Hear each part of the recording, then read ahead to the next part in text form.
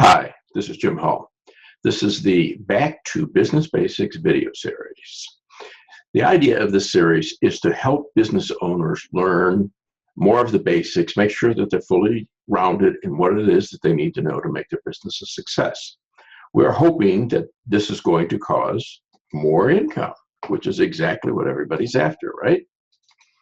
So we're starting this series, or we're continuing this series. Sorry about that. And today the topic is going to be making money. So it is how to increase the revenue and income in your business. So that's what we're going to be getting into. So this is the first making money video, and it's all about making you some money. So that's what we want to get into. Now, a note on the title of basics. These are key aspects of doing business. So if you're doing business, you need to understand all of these. If you don't, you're going to have a weakness in your business and you're going to run into problems. So please pay a lot of attention. And first off, let me give you a quick background on myself so you have an idea of who you're listening to. My name is Jim Hall, as I said. I have 30 years in corporate America, doing all ranges of jobs in all different industries and at different levels.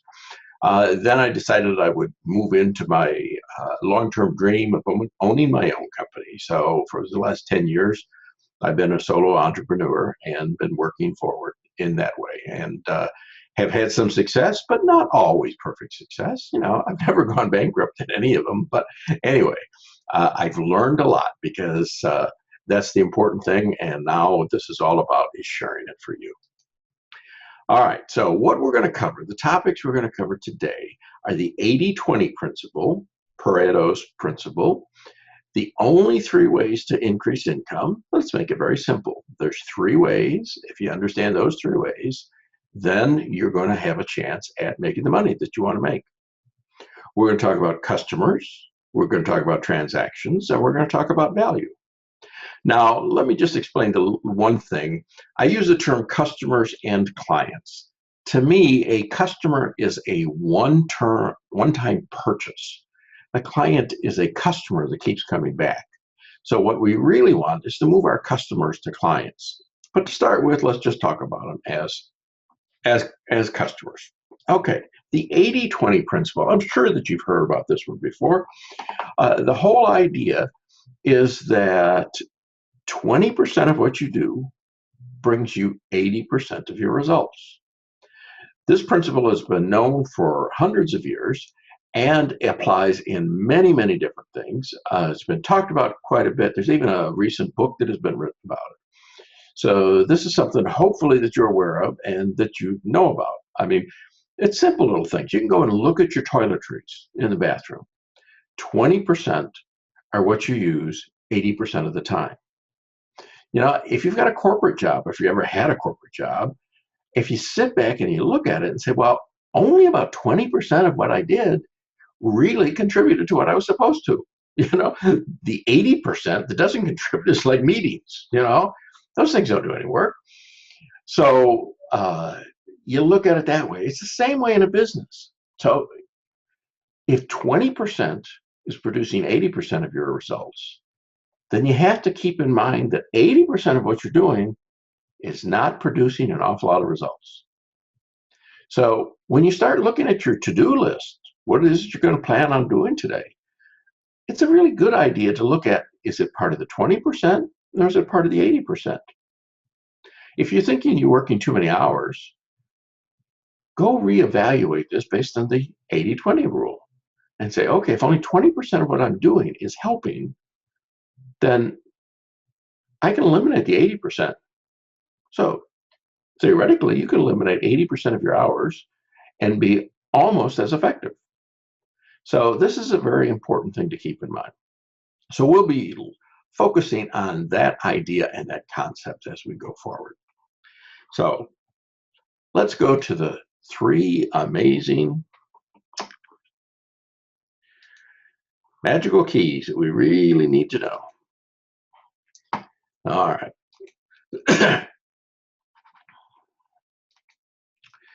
There's only 3 ways for you to make money, to increase your business income.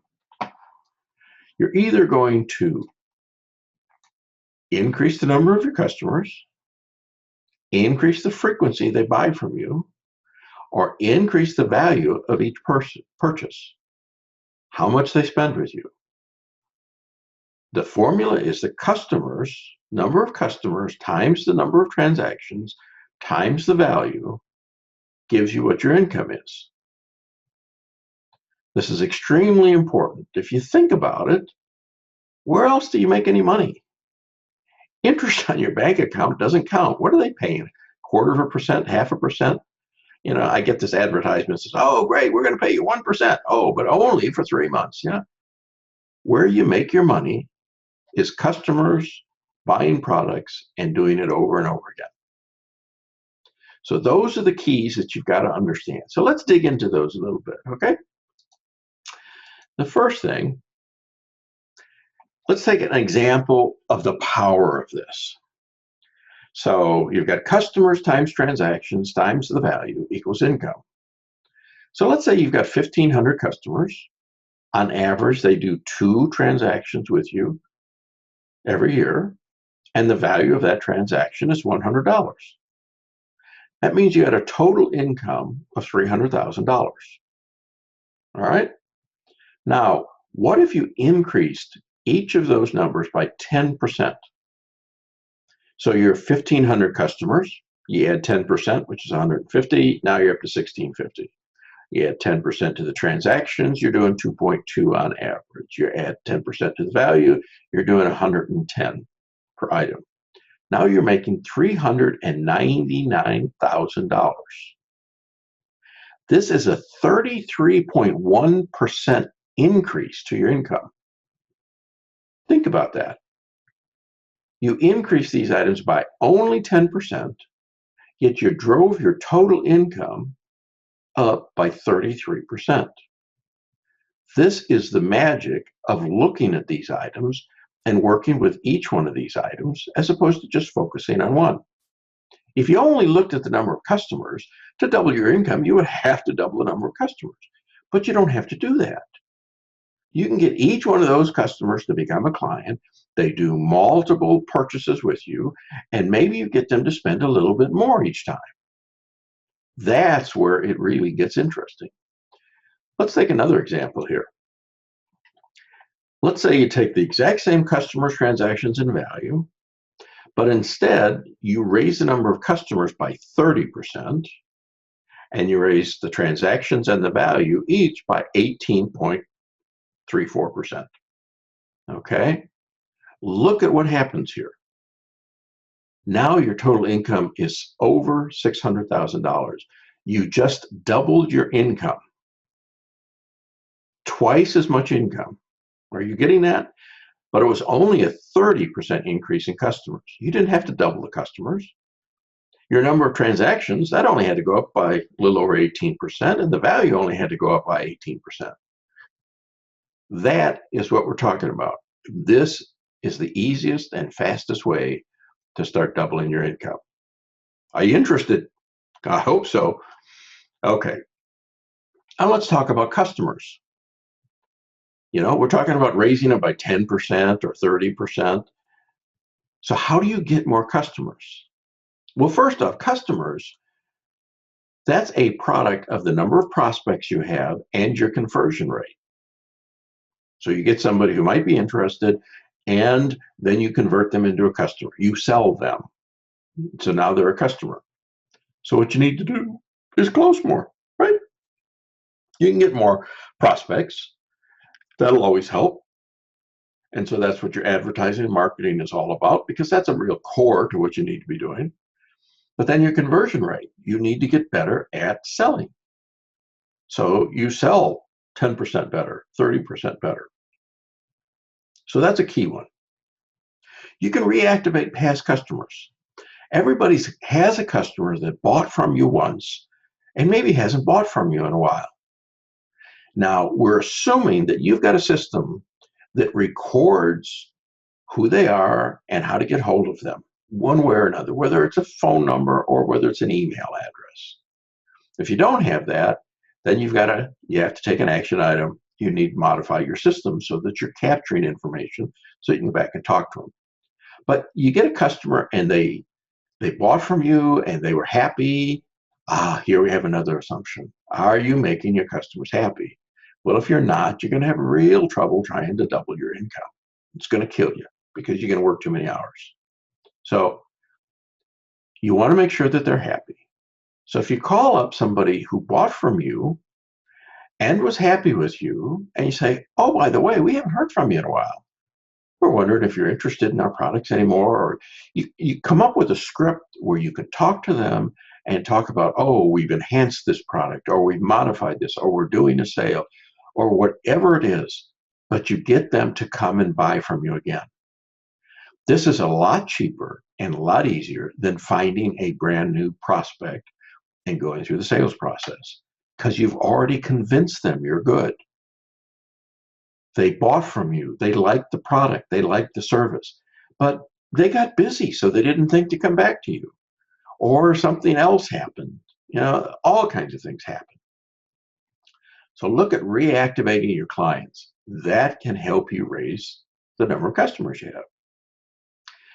Next item, you can go back to what worked before.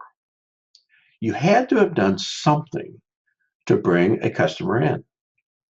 That could be an ad. That could be some other form of marketing that you've done. You could have met somebody and talked with them. Whatever it is that you did, you got customers in the door and you made money. So go back and look at all of those things that you've done, or just look at the ones that you know did a great job and do it again. If it worked before, it'll work again.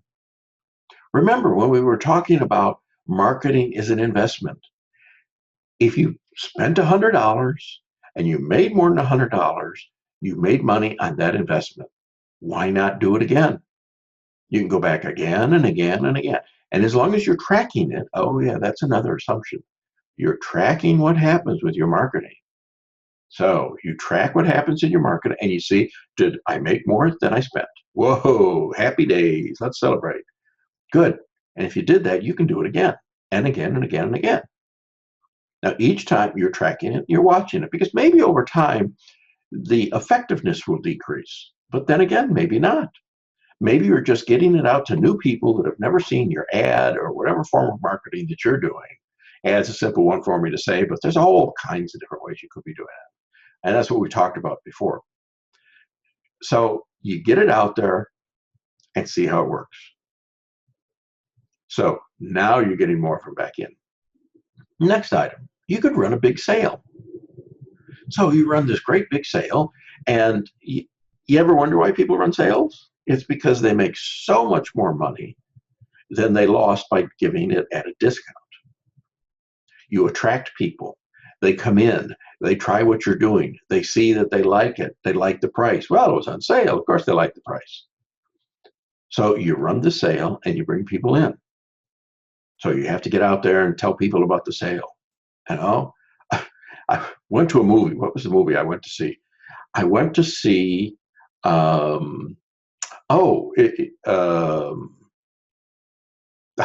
isn't doing much good if I can't remember the movie. I went to a movie and it was a part two. There was a part one and a part two. And so part two was coming out and I'd seen part one, but this theater, it was doing a one-day showing of both part one and part two at the same time. You buy in, you had to pay more for it, but you got to see both part one and part two. So this is great. So I was really worried about getting a seat. So I came early, I bought the ticket, and I ran some errands, and I came back and I was still there early because I wanted to get a decent seat. And I go into the theater, and this is a theater that must have held 200 people. There were 15 of us there. This theater had never advertised what they were doing. They never told anybody about what they were doing. And they're still sitting there scratching their heads saying, how come nobody came? What fools. Okay. Next thing that you can do is you can do a price increase, but hold on here. Instead of doing the outright price increase, why don't you do a pre-announcement of your price increase? So again, assuming you've got a way to access your customers, you can go back and you can talk to those customers. You can call them up or email them, or send a flyer to them, or send direct mail to them, or mention it in your newsletter. Oh, newsletters, those are good things to keep, aren't they? And you can say, sorry, I'm going to have to be raising my price because of blah, blah, blah, blah, blah. And they all have heard all this stuff all over, and they understand that.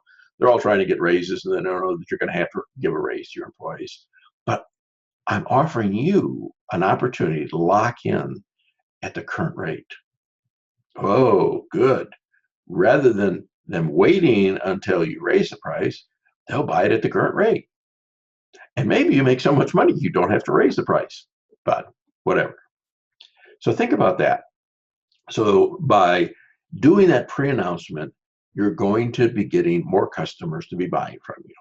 Therefore, you're making more money. All right, next item.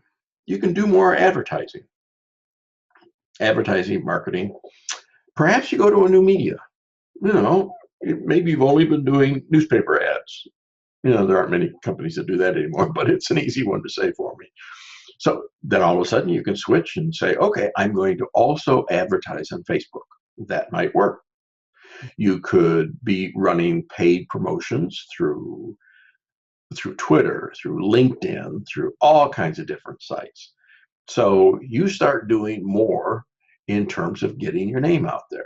You could do a direct mail campaign. You could say, okay, I want to send out 10,000 pieces of direct mail to this zip code. And so you send it out, and that zip code happens to be the one that you want to market to because they have your target client. And we'll talk more about that target client in another video. So you get them by advertising more. And remember, it's a marketing campaign. So what do? You're going to measure it, and you're going to track. You're going to know exactly what it cost you. And then you're going to figure out what you get back out of it so that you'll understand that. Okay? Because if it's not working, you have to tweak it or stop and do something different. Well, stop and do something different kind of incorporates both of them. All right, next item. You could go to something like Groupon or Living Social. These are online groups that will say, okay, I'm going to send this out to a whole bunch of people who have registered with us and tell them that you're doing a special, that you're going to be offering this or this or this, and it's going to be at a cheaper price, because you've got this Groupon, which is our coupon, and so forth and so on. So that's a way that you might be able to track some and bring some people in. But watch that carefully. I mean, that has its own cost involved with it, so it's a different animal, but still, it's getting the word out to people. And if you get that word out, some of them are going to stay. And you do your check and balance. How much did I spend? How much did I get back? And then you watch also to see these people that came in through something like Groupon or Facebook or Twitter or whatever it is that you do, or direct mail, do they stay? So if you're tracking and monitoring them, you figure out, okay, do they stay as long as somebody that I got the old way, whatever the old way was?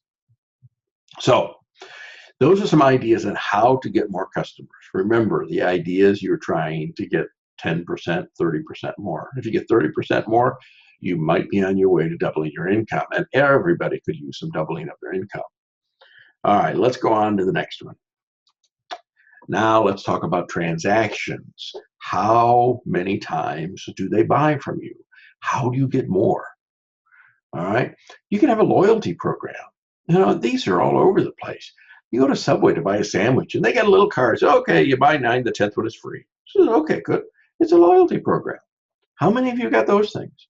What about flying? That's what the airlines do. Frequent flyer programs. They do this because it works.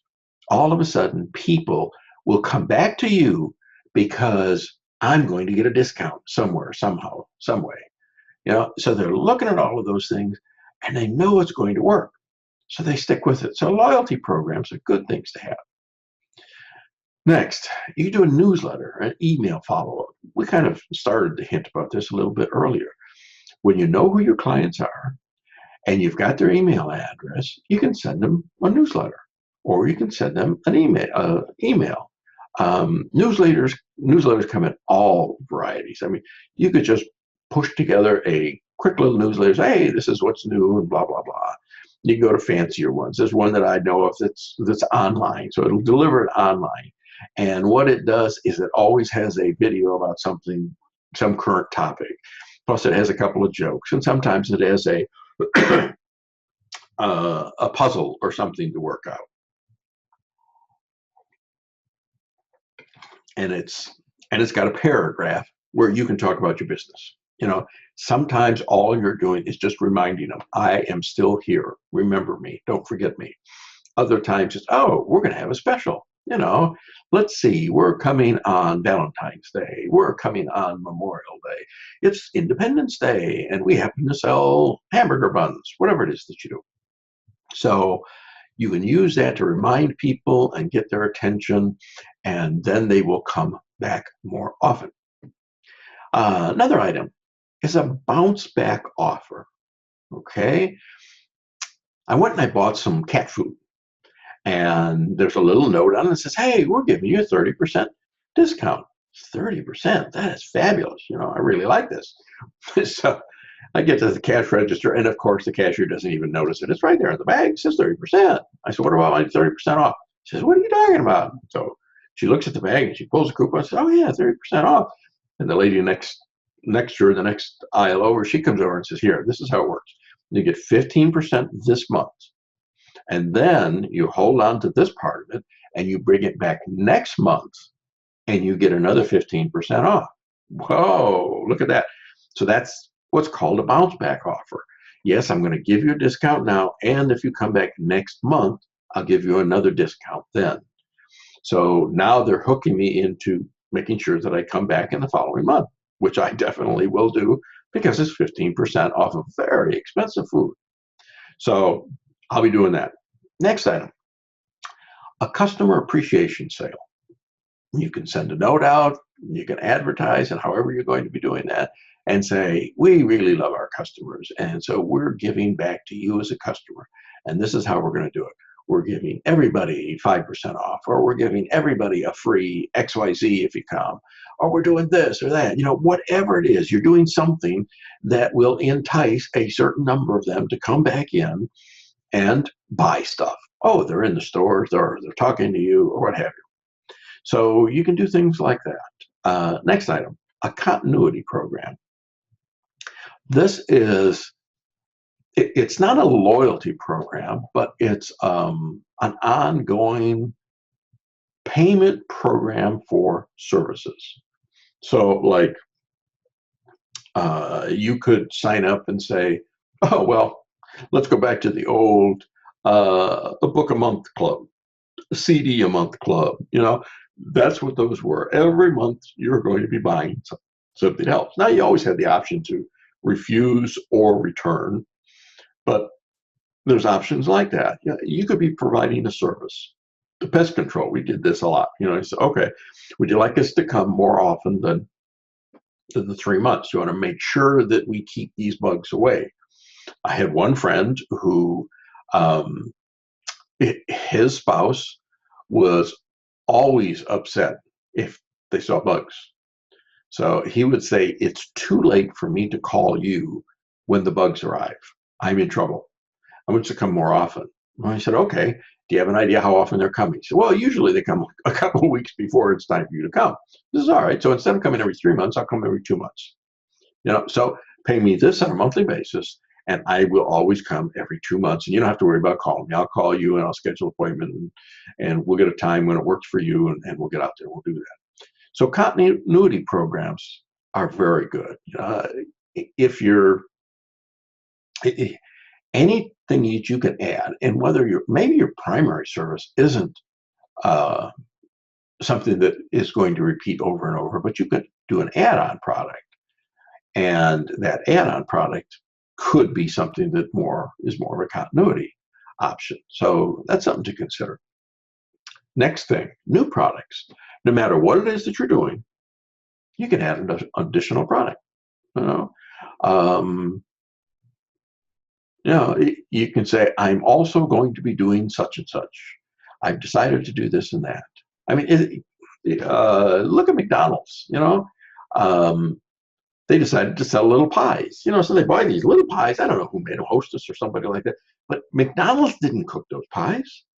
They just bought them, carried them in the store, and they sold them at a profit to you. So you can buy a product and you can deal with selling that additional product.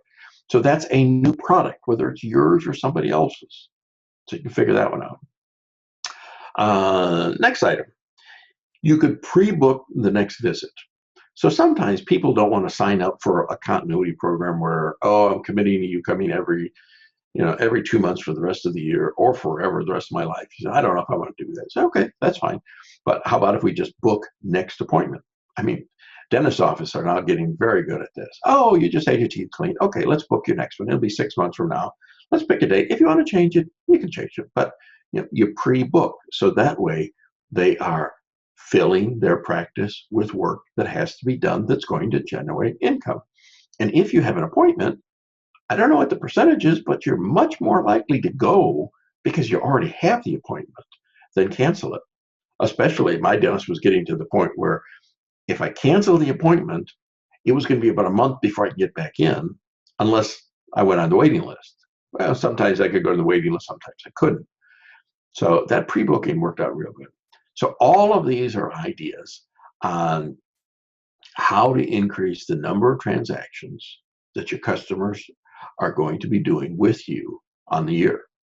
Remember, our key numbers, if we can increase by 18%, only 18%, then you're on your way to doubling your income. Sound good? All right, next one. Value. How much they're spending with you. How do you get more? Okay? We started talking about McDonald's last time. Your immediate upsell, would you like to supersize that? How many times do people say yes to that? Oh, yeah, that sounds like a good idea. I'll have a little bit more French fries and a little bit more to drink. A drink is probably costing McDonald's 2 cents or 5 cents. Well, all right, the cost of the cup, 6 cents, And to supersize it and add 2 or 3 or 4 more ounces of liquid in it, it don't cost them nothing. Nothing. So you can do the same thing. Would you like to supersize? Would you like the premium spray package? Would you like the this or that? What can you do with your product, with your service, that you can create a supersize option, that you can create a premium option, something where they're going to be spending more, and it's not necessarily going to cost you a lot more. First off, you've got the sale. So you don't have the cost of selling. You've already got the person. So think about that one. The add-on sale. Oh, well, I already hit this one before. Adding the pie, you just bought a meal. Well, okay, would you like to add a little pie with that? That's an add-on. Next item, all this silly stuff you find on the counters, doesn't make any difference where you go to buy now. Grocery store, and you got racks on both sides as you're standing there. You got magazines, you got candy, you got sweets, you got drinks, you got all kinds of stuff. They're making stuff readily available. They've already got you. You're happy. Besides, there's a psychological draw. Well, I'm already spending money. So if I'm spending money, fine, I'll just go spend another $1.75 for a Coke, Have you ever thought about that? At the checkout stand, you pay $1.75 for a single soda. You could go back and buy a 6-pack for $1.50. I don't know what, $2.25 maybe, but it's just amazing. But we'll buy it. We'll do it. Oh yes, I feel a little hungry, especially after sitting here in line for 10 minutes looking at these potato chips. So I'm gonna do that. Next item is bundles. If you've got them and they're buying something that you have that you're offering, I would like to have my bookkeeping done. She says, okay, fine, we'll do your bookkeeping for you. Now, we also will do taxes for you. And we can throw both of them together, and it's only an extra $100, and we'll do that for you. Now, that's for your business taxes. Now, would you like your personal taxes done? Tell you what, we'll add the personal taxes on for another $25. You've already got all of their information. You've got all of the stuff that's there. They're a customer, so you just keep adding on this in the bundle, and this in the bundle, and this in the bundle. All kinds of stuff like that that you can do. So again, get creative in what else can I offer besides my main product. And if you've got many products, good. Find a way to bundle them together for what it is that your client would like to buy. You can sell warranty, service, insurance packages. You know, when did this start? A few years back, I guess. You know, you go and you buy electronics, and all of a sudden there's a warranty. You know, it could break. Well, they don't quite say it that way, but that's what you already know that. This electronic thing could break, you know. Would you like a warranty on it? What do you mean? It doesn't come with a warranty? Oh, yes, sir, it does come with a warranty. There's a 30-day, no questions asked warranty. What we're going to sell you is a 6-month warranty. Oh, okay. 6 months. All right, fine. We'll do that. Um, you get this stuff over and over again, you know, no matter what it is. You ever go buy a car? You're buying your car and you go to the finance guy. Well, the finance guy wants to make extra money. So what he starts doing is, well, we've got, you know, an extra warranty package for you. You know, you're covered up for 5 years and 60,000 miles. But what we could do is we can go to 100,000 miles. Think about it, for 100,000 miles, all of your maintenance headaches are taken care of, and blah, blah, blah. Well, it's not really all, but, you know, they'll give you a list to show you what is and what isn't, you know. Now, are you really going to keep that car for 100,000 miles? If you are, maybe that'll work. Maybe it won't work. I don't know. Um, I did have a guy, I bought a car once, and my going in plan was, I'm going to buy this car. I'm going to keep it for 10 years. I'm going to give it to my son about year 8, because that's when he'll be getting his driver's license. And this place was saying, well, we'll give you a free oil change for the life of your car.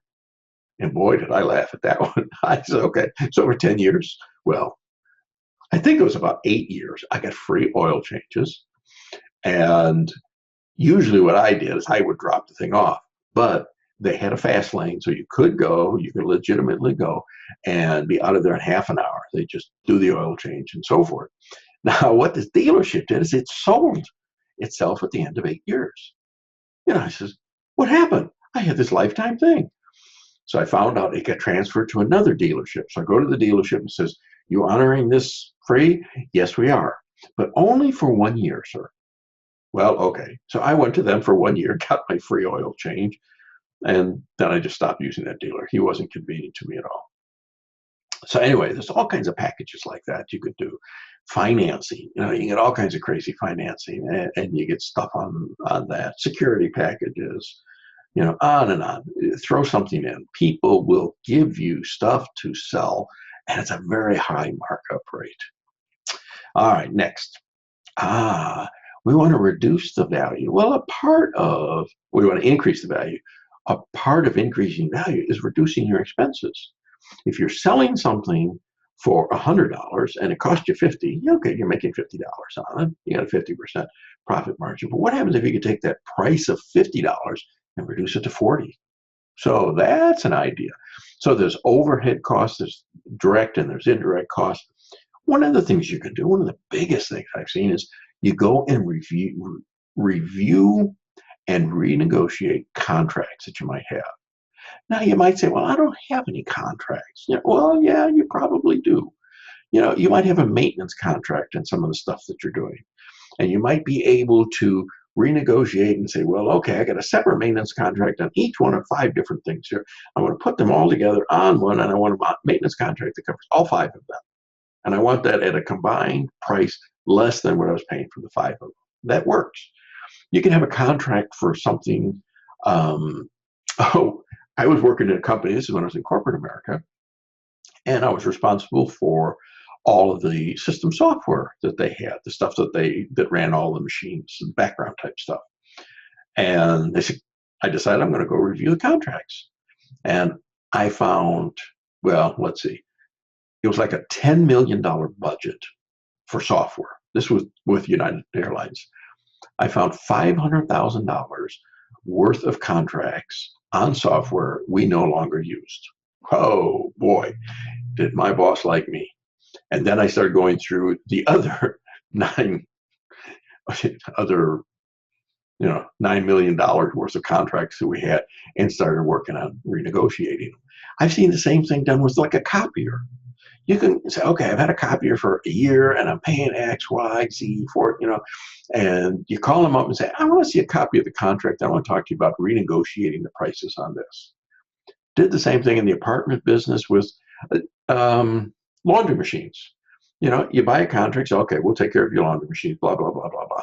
So I call them up and say, hey, I want to lower the prices here. What can you do? Well, we don't like to do that. I know you don't like to do it, but do it anyway. You get 5 or 10% off. Now, so there's a lot of those things that you can do.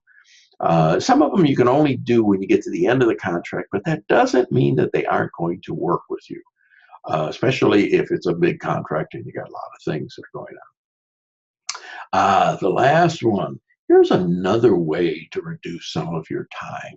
Remember the 80-20? 20% of your time gives you 80% of your results. Now, why is it that 80% of your time is only giving you 20%? Sometimes it's because you've got a crappy customer. Think about that. So I went through an exercise once and I took all of my customers and I rated them A, B, C, or D. A were the fabulous ones that were so nice and they were constantly referring me and they were bringing me extra business. So, oh yeah, I like those. I do everything I can to make them happy. These are good customers. They're there, they're regular, no problem. C's, well, they're hit and miss. They're not as consistent as I would like, and they occasionally have got problems and they call. And D's, you can't do anything right. They're always complaining. It says, well, let's see, you did such and such, and this didn't work, and that didn't work, or the person came and he wasn't smiling, or this, that, and the other.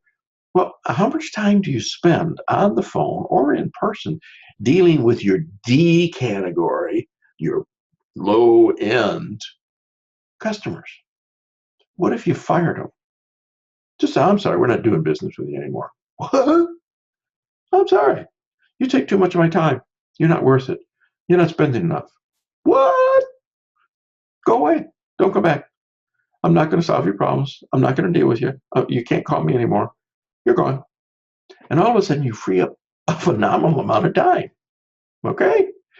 Think about that. It's a little counterintuitive, but just start with who is your absolute worst customer and what do they do compared to all your other customers on average in contributing to your bottom line. Now, if they're making you a lot of money, well, maybe you want to keep and you want to tolerate that. But when you find one who's not making you a lot of money and is wasting a lot of your time and is just a thorn in the side, and you get this message on your desk, oh, you're going to have to call Jane or Joe or whoever it is. And you just cringe. Oh my God, I don't want to talk to that person every single month. It's something. You don't have time for that. Fire them. Call them up and say, I'm sorry, we're going to give you your money back. And we'd like you to send the product back and, blah, blah, blah. And we'd also like to suggest that you start doing service with these people over here. This is a little nasty. You could give your pain in the butt client to somebody that's your competitor. Think about that one for a bit. All right. Now, what I've just given you is 21 different ways to start raising either number of customers, number of times those customers buy on average in a year, or the value you get out of those customers. Think about that. That's pretty good. 21 different items. Now, what do we have to think about? Overload. You got 21 things to do that you didn't have before. Don't do that. Now, as it turns out, I accumulate these ideas and these tips and so forth. And last time I counted them up, I had like 512. So I got a whole bunch of them. So I can go on doing this forever. But you've got to focus. You've got to look at what's most important for you. That's what you do. All right? And you've got to get it working and keep it working and make sure it works for you. It's no different than, go back to talk about marketing. Every one of these is the same thing. Marketing, you invest this much, you need to get more back. One of these tips and ideas, if you're trying to get more customers, if you're trying to get more frequency of purchase, if you're trying to get a higher price or value with what you spend on them, the whole idea is it's got to work. Pick one or two and work with them for a while. It'll take you a week to a month to master it and get the thing going. It could take you 3 months to 6 months to really evaluate it. And you don't have to wait 6 months before you start a second or a third or fourth tip. Some of them might be very easy for you. If you're already doing a newsletter, you can send out, oh, look, I'm going to have to raise my prices, but I'm telling you in advance so you can lock in current prices as long as you buy by March 1st. It's cool. Now you start generating some more sales that way. Okay? So you pick one and you can try it. And you get the thing going and you get something smooth operating. You say, okay, now I'm going to keep tracking it for a while because I got to figure out, because it may not pay back in a week or a month. It might take several months before you know it really is paying back. I've seen it getting better and better over time, but I got to do that. Then you start the next one. So focus on a limited number of these. Another way to look at focus is FOCUS.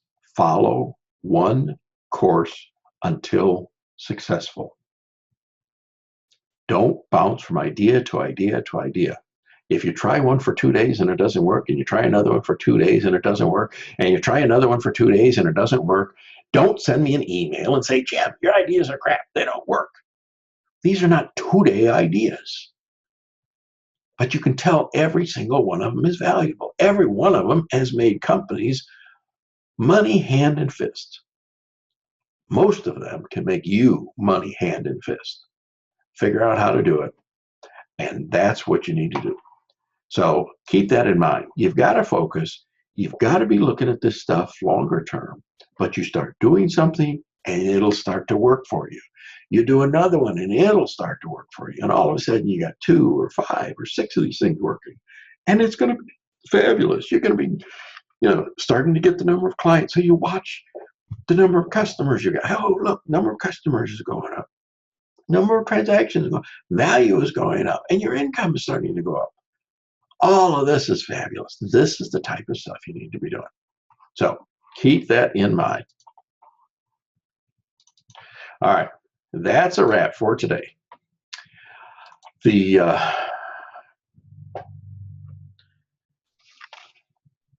All right. So this is another one of the series of Back to Business Basics. I have about 75 different topics. As I'm starting to look through some of my stuff, I'm beginning to realize I might have even more. If there's something specific that you're interested in, don't hesitate. Send me an email, or if you got a question, send me an email. My email address is there on the screen, and I will do what I can. There isn't anything magic necessarily about the order. I'm trying to do them in logical order, but that's all right. If you got a burning issue, we'll address that. Also, if you want to talk more at length on any of this, or if you need help in implementing these things, then call, set up an appointment. We will spend some time talking, and we will go from there. Okay? So you have a great day, and I hope this is going to be bringing you some money. So have a good one, and we'll go from there. Make money.